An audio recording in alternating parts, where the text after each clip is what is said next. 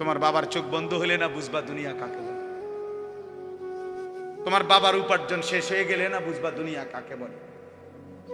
তোমার কাঁধে যখন উপার্জনের দায়িত্ব আসবে তখন না বুঝবা দুনিয়া কাকে বলে, রোজগার কত কষ্ট। সেদিন আমি একজন লোককে দেখছি, তাকাইয়া দেখছি অনেকক্ষণ, ট্রাকের থেকে সিমেন্টের বস্তা নামাইতেছে। আমি লোকটার দিকে তাকাইয়া ছিলাম, সারাটা শরীর ঘামে। আমার মনে হয় যেন লোকটা মানে পানির মধ্যে, সারাটা চুল চেহারা তার ঘামে, ঘাম বাইয়া বাইয়া পড়তেছে।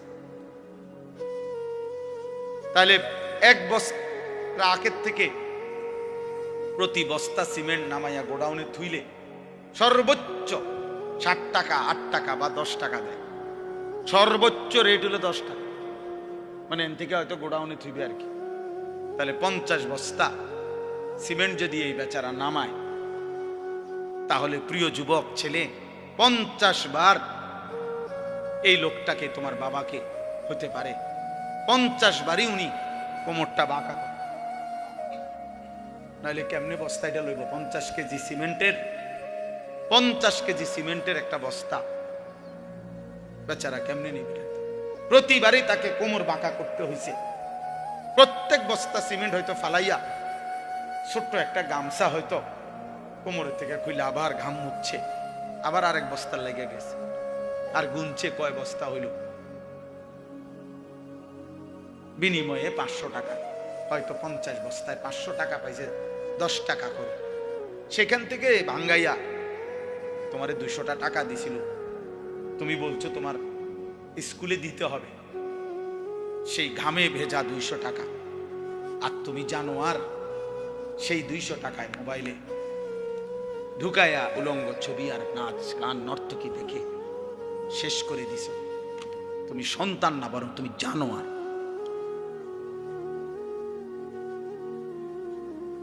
তুমি সন্তান, তুমি মানুষ না, বরং তুমি কুত্তা।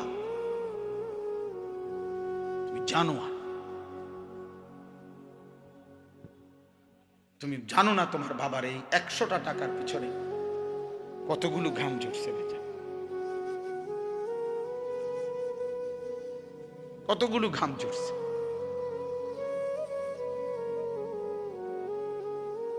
হ্যাঁ, আমার আব্বা ছোটবেলায় আমরা দেখছি সারাদিন স্কুল করে আব্বা যখন আসতেন, প্রাইমারি স্কুলে মাস্টারি করতেন, মসজিদে ইমামতি।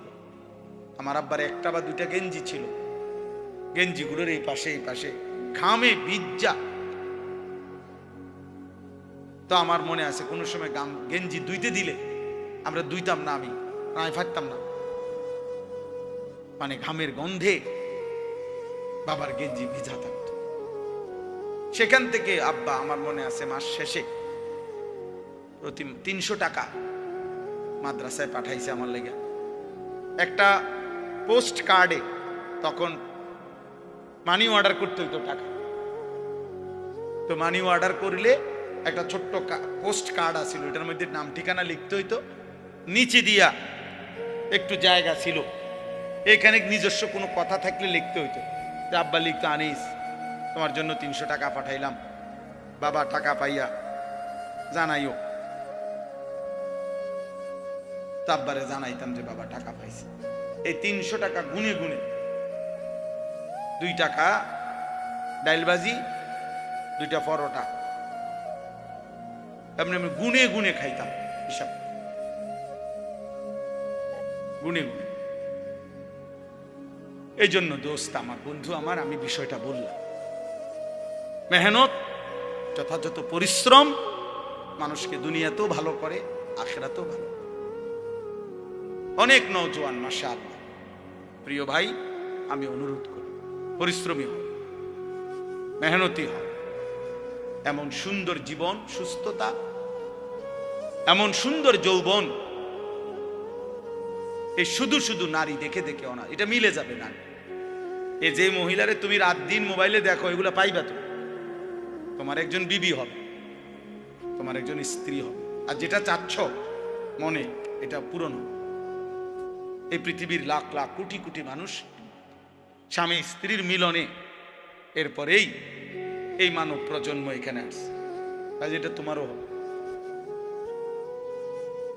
এটার জন্য অল্প বয়সে কুত্তার মতো হওয়া, চরিত্রহীন লম্পট,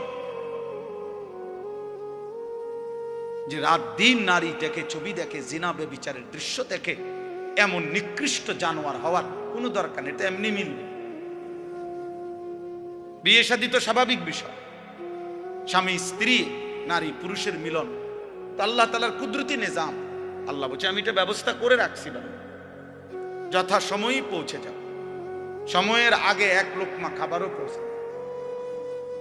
আমরা কিতাবে পড়ছি, কিতাবের মধ্যে আছে, আমরা পড়ছি যে হে আল্লাহর বান্দা, তোমার লোকমা যদি, তুমি আসো জমিনে, আর তোমার একটি লোকমা যদি পাহাড়ের উপরেও থাকে, তো নিশ্চিত মনে রেখো, ইয়াকিন, পাহাড়ের উপরের ওই লোকমাটাই তোমার মুখে পৌঁছবে।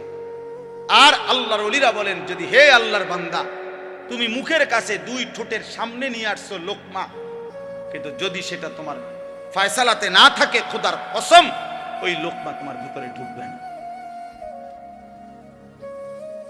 যেটুকু বরাদ্দ ওইটা যদি পাহাড়েও থাকে, সেখান থেকে নেমে আসবে। যেটা বরাদ্দ নাই, সেটা ঠোঁটের কাছে থাকলেও সেটা কি হবে না, মিলবে না। অতএব আমাদের জীবনের এটা বড় বুঝা উচিত। আমি বেশি আফসোস করি যে ছেলেরা, বাবা কেন বুঝতেছো না যে তুমি তোমারে চিনলা না কেন? কমপক্ষে ডানে বামে তাকাইও না, এই সমাজের কারো দিকে তাকাইও না, তোমার দিকে তাকাও তো একটু, যে আমি কি করছি সারাটা দিনে। এটা কি একটা সুস্থ মানুষের কাজ? সারা দিনে আমি বেশি ব্যস্ত ছিলাম। আজকে মাগরিব পর্যন্ত আমার বাচ্চা অসুস্থ ছিল, আর আমি ডাক্তার দেখাইয়া বাসাত রাইখা সুদর্ণপুর আমার শায়েখ আরিফ বিল্লাহ আল্লামা মুফতি মুশতাকুন নবী কাসেমি হযরতের মাদ্রাসায় আমি যাইতে হয়েছে মাগরিবের পর। ওইখানে ইসলাহি মাহফিল, সেখানে আমি 20 মিনিট বয়ান করছি। এরপরে এখানে আসছি। আমি বারবার যোগাযোগ হইতেছে যে দেরি হয়ে যাইতেছে, বা আমার আরেকটা মাহফিল আছে, সবই ঠিক আছে, কিন্তু আমি মাঝখানে ঠিকই এরপরেও এলিটগঞ্জ পাম্পে আমরা এশার নামাজ জামাতে পড়ে আসছি। মাহফিল যদি কাইতে হইয়া যায়, শীত হইয়া যায়, আমাকে আমার নামাজ পড়তে হবে না? শ্রোতা যদি চলেও যায়, আমাকে আমার নামাজ পড়তে হবে না? ওই দেখো, ঠিক ওই দেখো, ওই অপদার্থরে দেখো, ঠিক মতো চোখেও দেখে না, কিন্তু মাগার মোবাইলে এমনি, হ্যাঁ চোখের লগে লাগাই এলাও, এটা গাম দিয়া কষ্টেপ লাগাই দাও, এই যে আছে এখানে কষ্টেপ। হ্যাঁ হ্যাঁ, না না, লজ্জা, লজ্জা হবে কোন দিন? কোন দিন হবে বলেন? হায়া হবে কোন দিন? তাইলে শিখবে কোন দিন আমার ছেলেরা? সন্তান শিখবে কোন দিন?